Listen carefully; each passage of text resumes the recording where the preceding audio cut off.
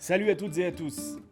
Vous ne me connaissez pas, je m'appelle Piano, et si je suis là devant vous, c'est pour vous présenter le nouveau format de Blast, le Buena Vista Blaster Club.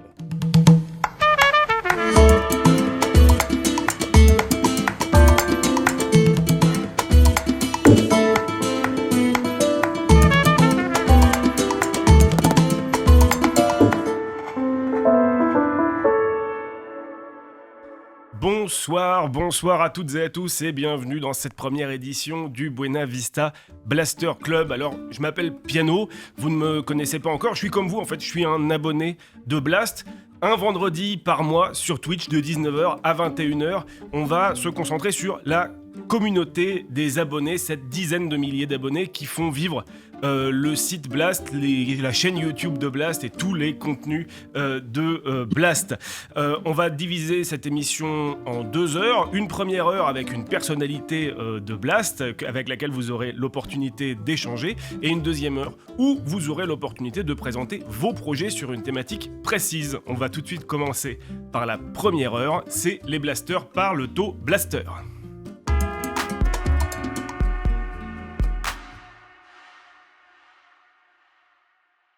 Pour cette première, je vous avais promis une personnalité de Blast, c'est même une star, c'est le fondateur de Blast, c'est Denis Robert. Denis, est-ce que tu es avec nous? Est-ce que tu nous entends?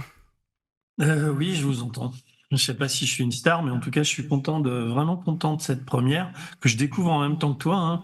Le générique, j'avais vaguement vu, mais sinon, c'est un vrai bonheur d'être là et puis de pouvoir parler, quoi, puisque j'ai deux, trois choses à dire, hein, et à écouter aussi. Alors, Denis, nous, on est ravis de te recevoir pour cette première. Je suis ravi de te recevoir pour cette première. Ça fait un peu plus de 3 ans que Blast s'est lancé. Est-ce qu'aujourd'hui, pour toi, tu es satisfait du chemin parcouru? Qu'est-ce que tu ressens aujourd'hui, un peu plus de 3 ans, pour faire une espèce de bilan depuis le lancement de ce média? Je ressens le premier sentiment qui me vient, c'est du bonheur, quoi. C'est qui aurait pu parier que 3 ans après, on en serait là. Donc, surtout qu'on a franchi beaucoup d'obstacles, mais quand même, on existe. Je trouve qu'on existe puissamment. C'est-à-dire, enfin, je sais pas. Je peux, par exemple, quand je vais à Blast, je sors de la gare de l'Est et que je vais au bureau, il n'y a pas une fois où je suis pas interpellé par des gens, des passants, ou quand je suis dans un train qui me disent super Blast, continuez. Enfin, puis on le voit bien. On le voit bien dans nos échanges au quotidien, quoi. Je suis pas le seul, hein, mais tout le monde. C'est comme si on apportait de l'oxygène et, de- enfin, j'allais dire de l'intelligence. Ce serait présomptueux que de dire ça, mais on apporte quelque chose aux gens. On apporte aussi du bonheur. On commence à exister fortement en tant que lieu de liberté, lieu de savoir, lieu d'information. Donc tout ça fait que ce qui n'existait que dans nos têtes il y a 3 ans, ben c'est concret, quoi. Rien que ça, le Buena Vista qui démarre aujourd'hui, toutes les émissions qu'on sort, enfin, on est pris dans une sorte de rythme qui est assez fou, quoi. Mais je veux dire, c'est une aventure, donc on n'avait pas de, on avait des intuitions, on avait des ambitions, mais quand tu te lances dans un machin pareil, tu sais jamais ce que ça va donner, quoi. Surtout que on a quand même eu des vents contraires, quoi. On a eu pas mal d'embrouilles, de soucis, on a des procès, on a plein de choses qui quand même nous retardent. Tu as dit au début de l'interview que vous aviez rencontré un certain nombre de problèmes. Parmi ces problèmes, il y a un certain nombre de procès. Vous en êtes où aujourd'hui? Bah, moi, en tout cas, c'est très chronophage pour moi parce on a une quantité, je sais pas, on doit avoir une dizaine ou une douzaine de procédures judiciaires. Donc, il y a des plaintes en diffamation, il y a il y a un procès qui nous a été fait par une boîte de production qui s'appelait Blast. On est en procès avec des marionnettistes qui ont fabriqué les marioles. Et puis, en termes de diffamation, il y a il y a un procès qu'on a gagné contre Bernard-Henri Lévy au moment de l'enquête du Qatar. Et puis là, il y a un procès que nous fait Louis Alliot pour un sujet qu'on a fait sur la police municipale. Il y a un procès que nous fait Thibaut InShape, mais on n'a pas encore eu la plainte, mais il y a eu plein de médiatisation. Thibaut Inchette, le youtubeur, parce qu'on l'a traité enfin, on l'a traité. Il a été qualifié de facho dans l'émission d'Usul sur Rhinocéros. Qu'est-ce qu'il y a? Il y a un procès qui est problématique.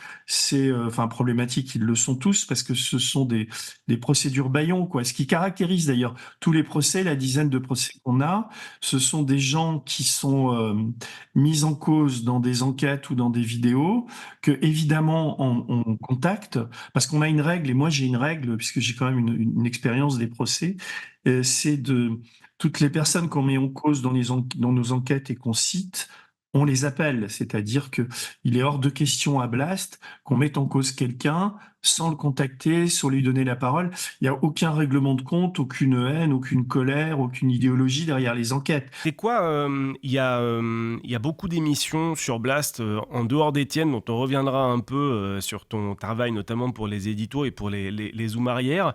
C'est quoi les émissions que tu préfères chez Blast? Il ne s'agit pas de désigner l'employé du mois, mais de savoir un peu ce dont tu es le Non, plus fier, que tu aurais rêvé de lancer et que tu as lancé. écoute, il y a beaucoup de choses que j'ai rêvé de faire et que j'ai fait. J'ai quand même cette chance formidable. Ensuite, ce qui marche à Blast, ce qui fait que Blast, c'est pas un média comme les autres, c'est son côté hybride. C'est-à-dire, ça mélange à la fois des enquêtes très sérieuses, très compliquées, de l'humour, et puis des émissions qui sont des émissions qui traitent d'actualité, et puis d'économie, d'écologie, et puis aussi des chroniqueurs, quoi, des chroniques. En ce moment, Rhinocéros cartonne, les émissions de Pacôme sont, moi, je me régale à les regarder, quoi. Donc, j'ai pas vraiment des missions préférées, mais il y a des moments, si je devais en dire une ces derniers temps, euh, ce serait une émission de Pacôme, quoi, bizarrement sur le cinéma, quoi. L'émission sur Andy Kaufman, là, qui fait le rapprochement entre le film et puis Hanouna, etc. Je trouve elle est incroyable, cette émission, et même si elle a pas fait, je sais pas à combien on est de vues, quoi, mais c'est pas forcément celle qui cartonne, quoi. Il y a des moments comme ça de grâce et d'intelligence à Blast. Il y en a beaucoup, quoi. Donc là, tu m'en demandes une, et je pense à celle-là, mais j'aurais pu parler des Monty Python, j'aurais pu parler de l'émission d'Acrimed, formidable, la première sur les médias et sur le traitement de Gaza. Enfin, tu vois, il y a tellement je pourrais en dire beaucoup, quoi, mais voilà, quoi. Spontanément, c'est à ça que je pense. Il y a une émission dont je te propose de parler qui s'appelle Jean de France, qui est une émission de documentaire de reportage qu'à titre personnel j'aime beaucoup.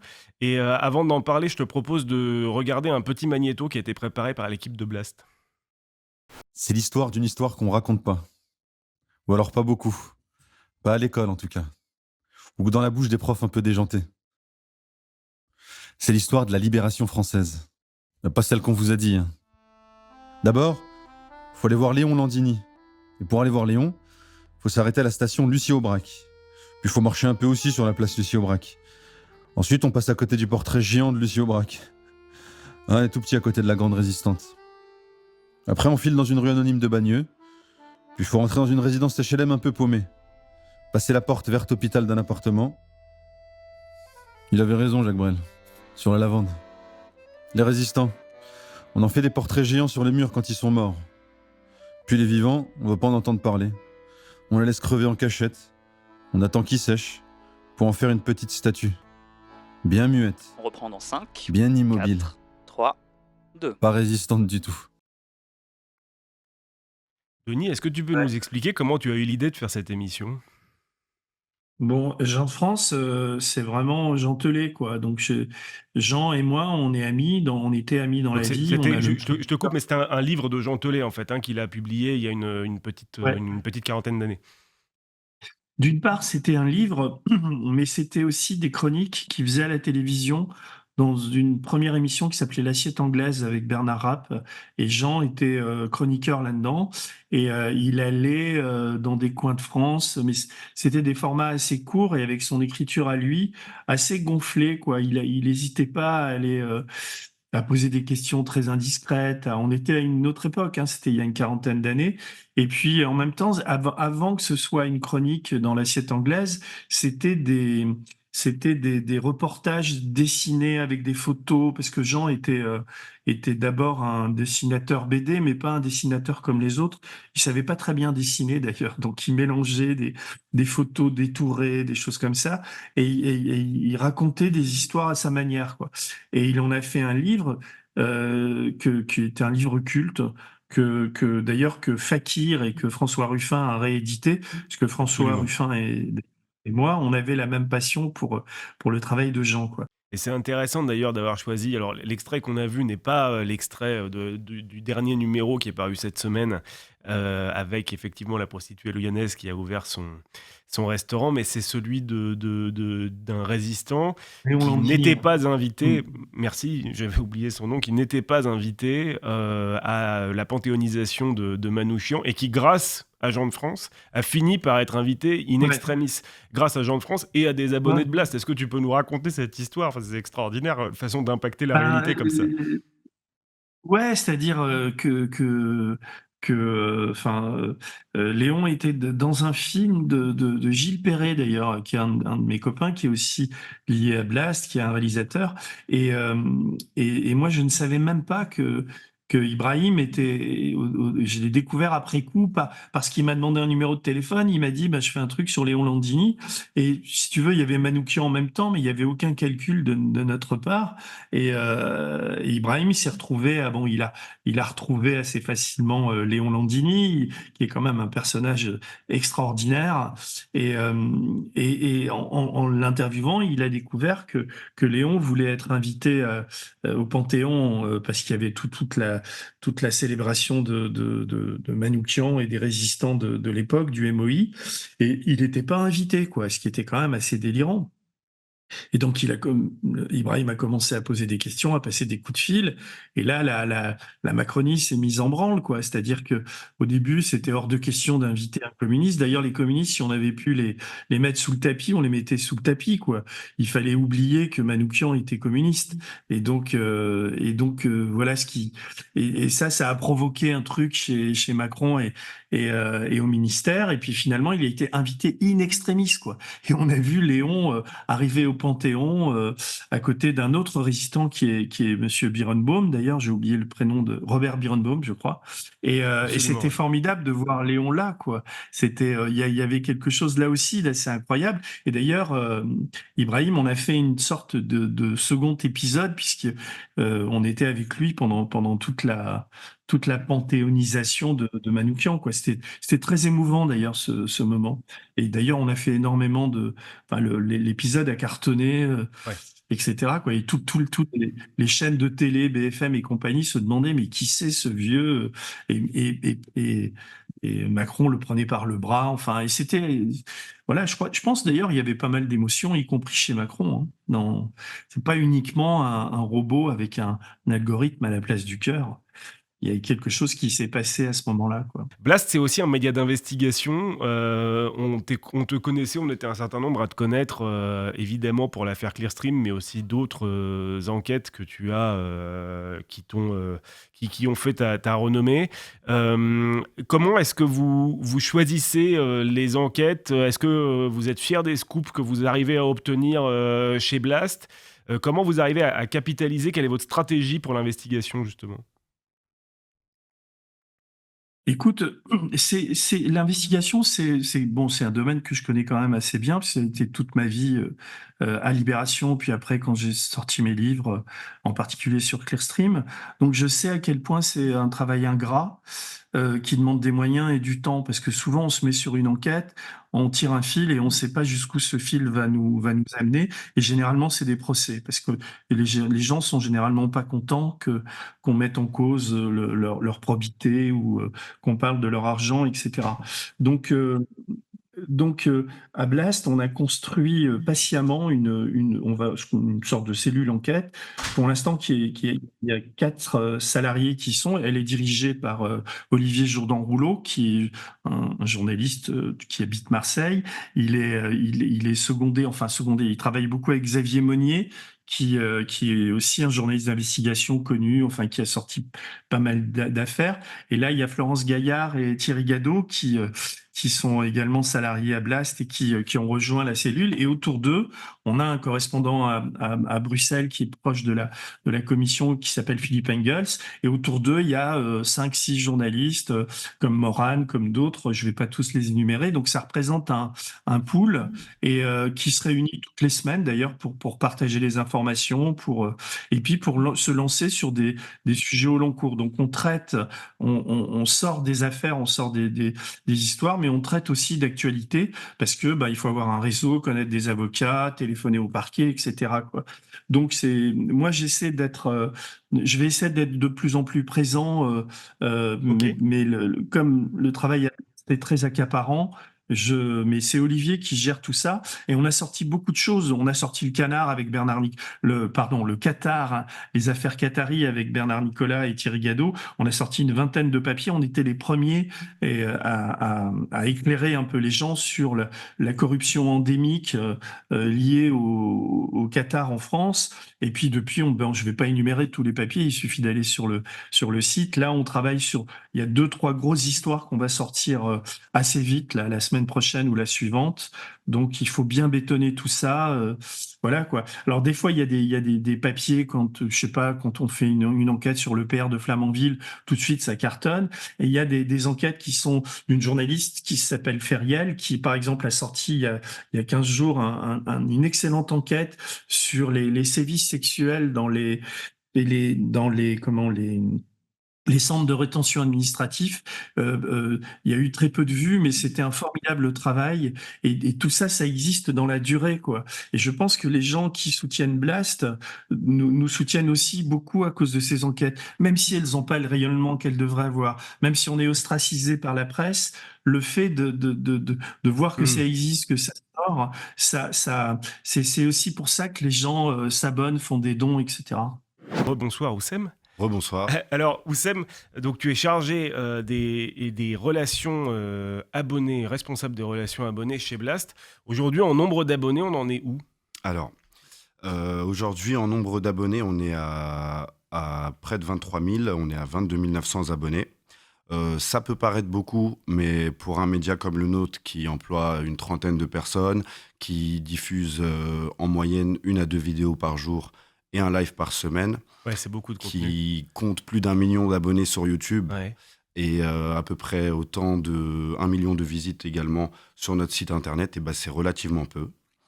C'est relativement peu, notamment par rapport à nos besoins financiers et pour garantir les emplois dont on parlait un peu plus tôt, le rythme de diffusion soutenu qui est le nôtre et qui est guidé par une volonté justement de tenir informés nos blasters quotidiennement et au mieux dans le bourbier médiatique dans lequel on se trouve. Blast est globalement en accès libre, alors que les autres médias qui fonctionnent par abonnement vont en fait laisser l'accès au contenu qu'ils produisent après l'abonnement. Il faut s'abonner pour avoir accès au contenu. Qu'est-ce qu'on gagne aujourd'hui quand on est abonné à Blast ? Alors aujourd'hui, déjà je reviens sur l'accès libre. Effectivement, en fait, nous c'est une valeur vraiment cardinale chez Blast. C'est grâce à nos abonnés, à nos sociétaires et aux donateurs que cette valeur, elle pourra le demeurer, elle pourra rester la valeur cardinale qu'elle est, pardon.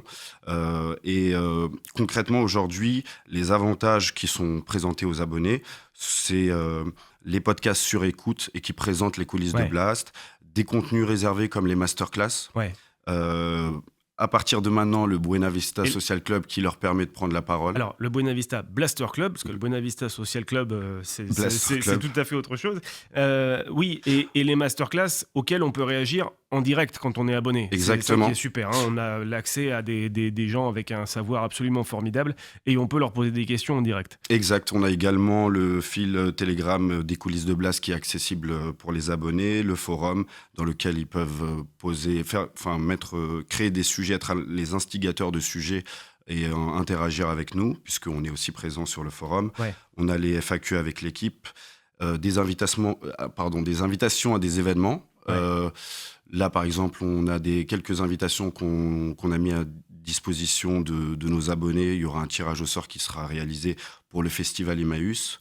il y a pas mal de projections qui commencent à être orchestrées par Blast. Donc Génial.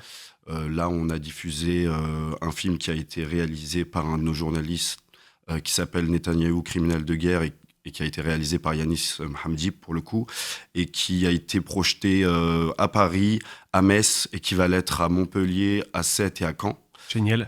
Et donc voilà, on fait vraiment en sorte de rétribuer et de signifier notre gratitude à nos abonnés. Et on essaye d'encourager ceux qui ne le sont pas à en faire de même.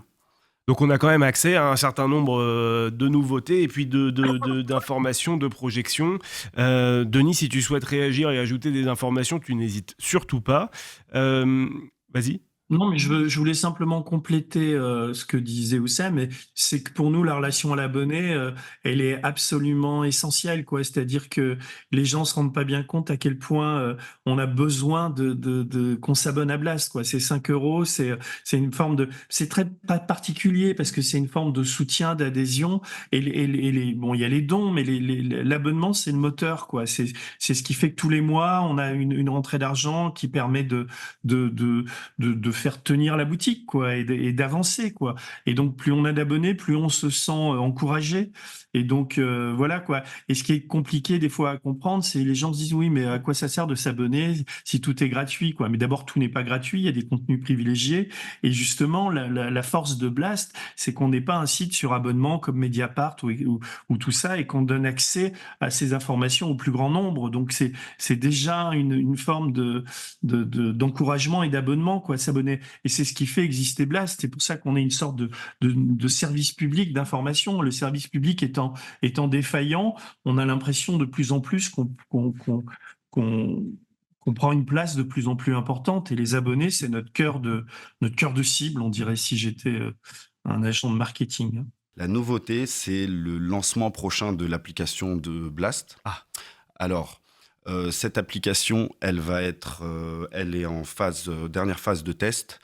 Une fois que la phase de test sera réalisée, on va la soumettre aux plateformes de téléchargement, donc à App Store et à Google Store. On rappelle, pour soutenir Blast, blast-info.fr, on clique sur soutenir.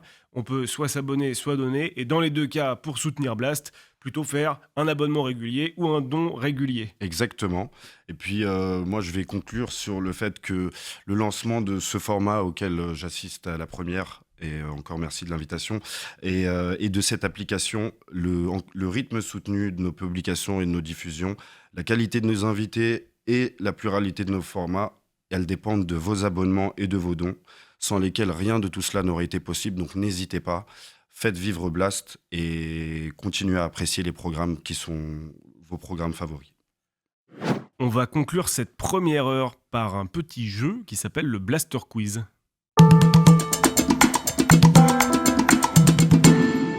Blast a donc publié un article qui est nommé « Quentin Dupieux, cinéaste de l'ère macroniste ?» L'auteur a retweeté le papier avec quel commentaire ? Le réalisateur, Quentin Dupieux lui-même, a retweeté l'article avec quel commentaire ? Ça va partir en sucette cette histoire. Rabat-joie mais drôle à lire. C'est quoi cette merde encore où vous êtes émotionnellement perdu ? Denis, est-ce que tu sais comment Quentin Dupieux... Je crois qu'il a tweeté rabat-joie mais à lire, non ? Bah voilà, Denis connaît très bien son média, bravo. Absolument, c'est la bonne réponse. Le premier, ça va partir en sucette, est une réplique de Yannick. C'est quoi cette merde encore, et le genre de commentaire qu'il a tendance à retweeter. Et vous êtes émotionnellement perdu est un message qu'il a envoyé personnellement au youtubeur Durandal. Ça va ? Formidable. Je trouve que c'était assez classe de la part de Dupieux parce que le papier est vraiment bien, hein. C'est Marc Degly qui a écrit ça, mais c'est, c'était pas très à sa gloire, quoi. Et le mec, c'est plutôt bien qu'il l'ait repris. Question plus technique, il faut redonner le nom exact de la nouvelle émission d'Host sur Blast, celle qui est consacrée à l'international. Est-ce que c'est le courrier du monde diplomatique du dessous des cartes, le courrier diplomatique du dessous des mondes, les cartes diplomatiques du dessous des mondes ou le dessous des mondes des cartes diplomatiques ? J'adore cette question. C'est vraiment très bien écrit, ça. Parfait. Le courrier diplomatique du dessous... Putain, mais T'y es presque. T'as pas faux mais encore. je sais...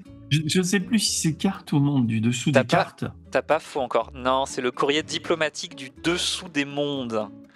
Et félicitations à nos Twitchos ce soir qui sont une majorité encore une fois à avoir une bonne réponse. Celle-là, elle est pas facile. Ah ouais, c'est le CDDM, Euh, les cartes diplomatiques du dessous des mondes. excellente émission qu'on Non, vous du recommande. Courrier mais diplomatique du dessous des mondes, pardon. on dit tous et toutes CDDM, hein, je vous rassure.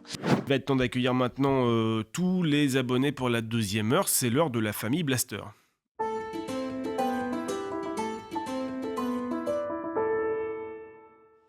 Alors chaque mois dans la famille Blaster, on va vous donner l'opportunité de présenter des projets, des initiatives que vous menez, auxquelles vous participez et que vous avez éventuellement envie de rejoindre. Alors chaque mois, on va ouvrir une thématique. La thématique de cette première, c'est l'école.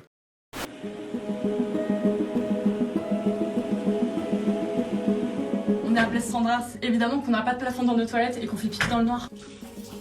Les services d'hygiène sont intervenus, ils ont constaté la présence de rats, donc une infestation de rats au sein de l'école maternelle.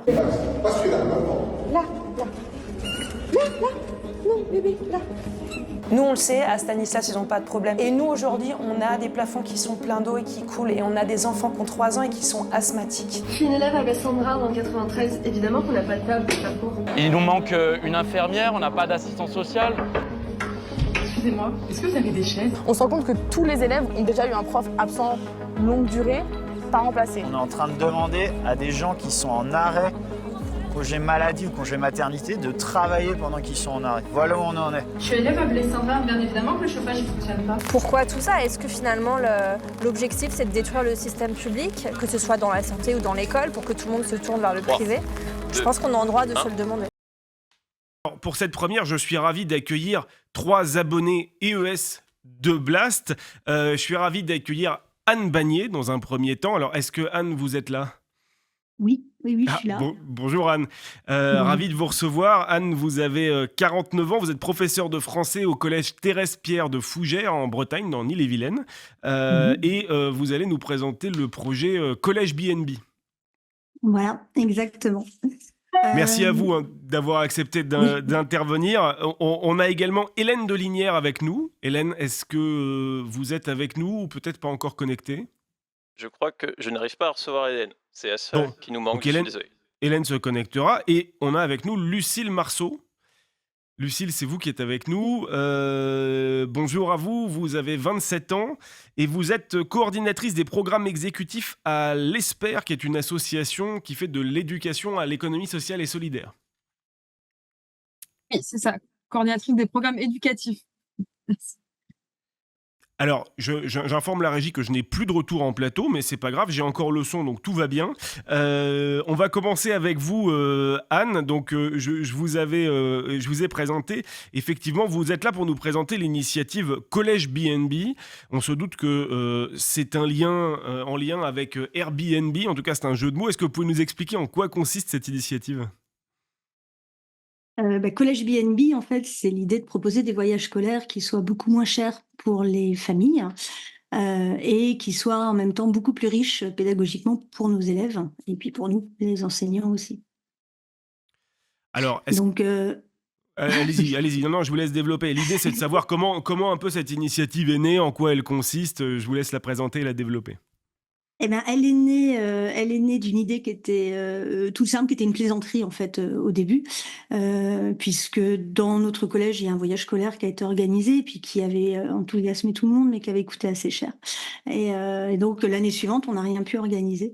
Et donc en faisant le bilan avec les collègues, il y a une collègue qui a dit sous forme de plaisanterie, mais nous on habite à côté de la mer, on était allé à la montagne. Peut-être que si on échangeait simplement nos collèges, en fait, tout le monde serait heureux.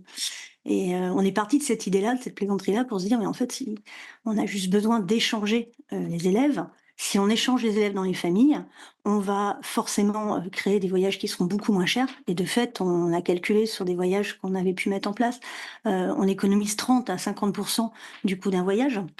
Donc c'est considérable pour les familles.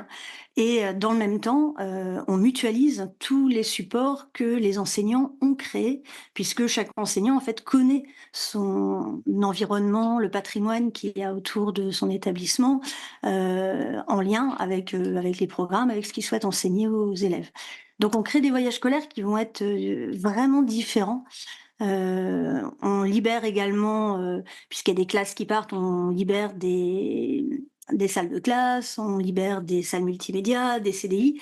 Donc Ouais. les élèves qui viennent chez nous, ils peuvent occuper aussi ces salles-là. Donc on peut et aller visiter des choses et travailler. Donc on est sur un voyage qui est plus scolaire et pas uniquement un voyage touristique. C'est exactement ça, c'est casser les préjugés et se rendre compte qu'à l'intérieur de notre pays, on a énormément de richesses, de personnes à découvrir. Donc, les élèves ont pu faire, par exemple, nos élèves nous ont appelé un des premiers soirs parce que à Ivry, ils étaient étonnés. Ils voyaient pas de table dans la maison qui les accueillait.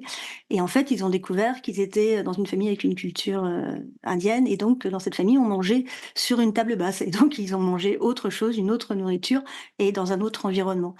Et alors à l'inverse, les jeunes d'Evry ont, eux, trouvé que tout était gigantesque, toutes les maisons étaient grandes, tous les espaces étaient très grands, parce qu'on était en Bretagne, qu'on n'était plus en ville. Et quand ils sont arrivés à Fougères, certains pensaient qu'ils étaient dans un autre pays. Ils pensaient qu'ils savaient pas qu'ils étaient encore en France.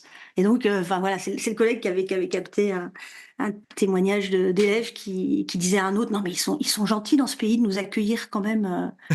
En fait, c'est le même pays, c'est juste une autre région. Blas, c'est plus à titre personnel que je le suis, et effectivement, c'est comme ça qu'on a eu l'information, qu'on a vu passer votre projet d'émission. Mais Blast est parfaitement connu. Mon collègue d'Evry qui proposait éventuellement de témoigner ce soir, j'ai commencé à vouloir lui expliquer ce qu'était Blast et il m'a dit non, c'est bon, je connais. Ça va. Rebonsoir, Lucille. Bonsoir. Merci beaucoup de nous avoir rejointes. Alors, comme je l'ai dit au début, vous avez 27 ans et vous êtes abonné à Blast depuis 2022. Ça, c'est quand même une bonne chose quand on voit les échanges qu'on a eus avec Denis et Anne juste avant. Et justement, votre émission préférée, à vous, c'est Rhinocéros. Donc, comme quoi la critique média peut aussi faire partie à la fois des passions, mais aussi des contenus qui peuvent être utilisés en milieu enseignant. Votre travail, c'est que vous êtes coordinatrice des programmes éducatifs à l'ESPER, E-S-P-E-R. Alors, est-ce que vous pouvez nous dire ce que signifie l'ESPER et puis en quoi consiste votre métier, quel type d'initiative vous portez dans le milieu scolaire? Ouais. Donc, l'ESPER, c'est une association, l'économie sociale partenaire de l'École de la République. Et donc, on est une association qui est en fait un collectif de 41 organisations qui sont à la croisée des champs de l'ESS et de l'éducation nationale. C'est des associations d'éducation populaire et de parents d'élèves, des syndicats et des mutuelles enseignantes, et qui se sont regroupées en 2010 pour porter un projet qui est celui d'une éducation à et par l'ESS qui permette l'émancipation des jeunes. Et donc, ce projet associatif, il a pour ambition de permettre à chacune de comprendre les enjeux économiques, de développer son esprit critique et de s'approprier les valeurs de l'économie sociale et solidaire. Denis, toi qui es le patron d'une SKIC, est-ce que le développement de l'éducation populaire autour de l'enseignement, l'économie sociale et solidaire, comme ça te parle? Tu as l'impression que ça contribue à un mouvement qui va en faveur aussi de ce que vous portez chez Blast? Oui, il y a des liens, il y a des ponts. La forme coopérative, pour nous, elle était dès le départ, comment dire, c'est complètement lié au projet de Blast, c'est-à-dire si j'avais voulu faire une entreprise commerciale ou comment dire, quelque chose de patrimonial, quand tu crées une société, tu te dis, est-ce que je vais la transmettre, qu'est-ce que je vais en faire, etc. Il y avait deux idées dans l'idée d'être une coopérative. La première, c'était que que ça perdure après ses fondateurs, c'est-à-dire que on crée un outil d'information, mais qui existera après moi, après nous, qui j'espère va durer dans le temps. On n'est pas là pour créer un truc qu'on va transmettre en héritage ou quelque chose comme ça. Et puis il y avait vraiment l'idée de, comment dire, de faire en sorte qu'on ne s'enrichisse pas avec ça, qu'il n'y ait pas que tout soit réinvesti dans les salaires, dans l'outil de travail, etc. Chacun est payé, est très correctement payé, mais ensuite, il y a une coopérative, il y a quand même un esprit c'est très démocratique, quoi. Il y a des sociétaires, là, il y en a presque 1900 aujourd'hui, qui élisent un conseil d'administration, voilà, et en même temps, il y a une étanchéité entre les sociétaires et la rédaction. C'est-à-dire que la rédaction est complètement autonome, et moi, je suis le garant de ce fonctionnement, quoi. Donc, il y a une sorte on est très différent de tas d'autres médias, quoi. Je pense qu'on est je sais pas quel est le statut de reporter, mais on est assez unique. On a aussi un très jeune public.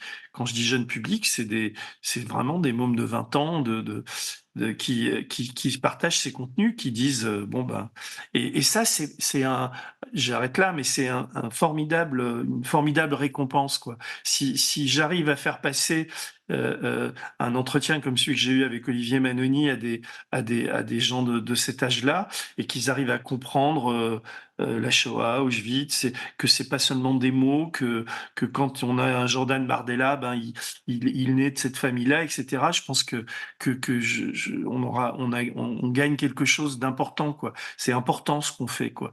Et moi, ça me met de bonne humeur, on va dire. C'est ce qu'on essaye de faire, en tout cas les ponts entre Blast, ses abonnés et le milieu scolaire, l'école, les enseignants. Bonsoir Hélène. Bonsoir. Ah, le son fonctionne cette fois-ci. Hélène Delinière, Oui, oui, oui. merci de nous avoir rejoints. Vous avez 45 ans, vous êtes directrice et enseignante de l'école élémentaire de Manglieu dans le Puy-de-Dôme, donc en Auvergne. Et ce qui est très intéressant, votre initiative à vous, c'est une initiative d'ordre pédagogique. Elle a tout lieu à faire intégrer aux élèves des exercices d'attention en lieu et place de cours d'éducation morale et civique. Est-ce que vous pouvez nous en dire un petit peu plus ? Oui, en fait, voilà, je travaille dans le primaire. Je suis désolée déjà, je m'excuse d'être arrivée en retard. J'ai des Aucun soucis problème, connectés. Hélène. On a résolu le Ils souci, vont tout va bien. faire formation du début. En fait, voilà, moi, je travaille à l'école primaire. J'interviens sur tous les niveaux parce que je fais des échanges de services avec mes collègues. Donc, on va dire qu'à la fois sur de la maternelle et de l'élémentaire. Et depuis une dizaine d'années, en fait, j'ai constaté qu'on avait beau préparer des cours, on avait beau être présent, prendre du temps pour peaufiner son planning, et ben, ce qui manquait en face, c'était de l'attention. Et je me suis intéressée à comment on pouvait faire pour développer l'attention avec des enfants de l'école maternelle et primaire. J'ai exploré différentes pistes et je me suis aperçue que dans les pays nordiques, ils avaient une avancée par rapport à nous, Alors, notamment dans les écoles, sur le développement de l'attention, oui, et pour en en utilisant la apprendre un peu... méditation self-conscious. Je suis dans une démarche très laïque qui est juste apprendre à se poser, apprendre à se calmer en utilisant d'autres méthodes, mais qui fonctionnent en tout cas. Non, mais c'est Et j'ai super. pas reçu d'opposition, alors Ça, voilà. c'est absolument, formidable et c'est effectivement les bienfaits de ces méthodologies, enfin méthodologie et puis philosophie de méditation de pleine conscience qui là trouvent des impacts qui sont vraiment très puissants, très utiles, y compris socialement et collectivement. Donc ça, c'est vraiment formidable et c'est une initiative que personnellement j'ai voulu mettre en avant parce que je trouve que c'est une méthode pédagogique qui est à la fois nouvelle, relativement facile à mettre en œuvre. J'ai bien relativement facile parce que ces techniques de méditation et de pleine conscience demandent un peu de temps quand même pour les maîtriser. Mais là, vous faites la preuve que ça a un impact absolument formidable. Félicitations à vous. Un très très grand merci à vous Merci. trois. Merci beaucoup, Merci. Denis, d'être resté avec nous pour Merci, cette première et de merci vous avoir. Et de Non, vous mais avoir. attends, je te dis, mais moi, merci à toi parce que c'est une première pour toi aussi. Et je trouve que, enfin, je te l'ai dit au début, mais là, On improvise, hein, c'est vraiment une toute première émission et je trouve que toi, tu t'en es super bien tiré. Merci beaucoup. Non, mais vraiment, c'est agréable et puis ouais, on se sent bien, quoi. Donc il faut qu'on recommence l'expérience dans quelques mois, quoi. Et moi, je vais me mettre dans quelques semaines, pardon. Je vais me mettre à la méditation. Ton- Avec plaisir.